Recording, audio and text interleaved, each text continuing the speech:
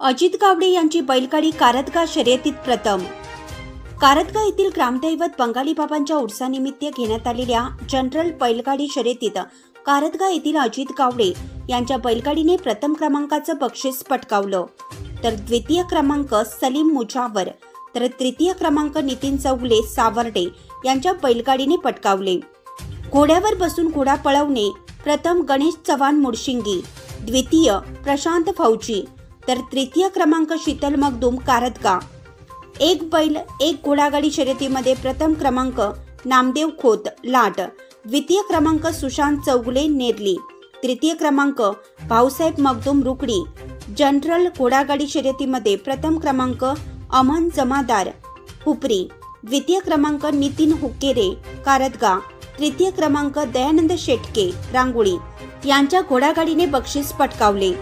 विजेत्या सर्व स्पर्धकांना ग्रामपंचायत कार्यालयामध्ये कमिटीचे अध्यक्ष अरविंद खराडे, उपाध्यक्ष लक्ष्मण पसारे, माजी ग्रामपंचायत अध्यक्ष राजू खिचडे, ग्रामपंचायत उपाध्यक्ष किरण टाकळे, उरूस कमिटी पदाधिकारी आणि बक्षीस देणगीदार यांच्या हस्ते बक्षीस वितरण करण्यात आलं।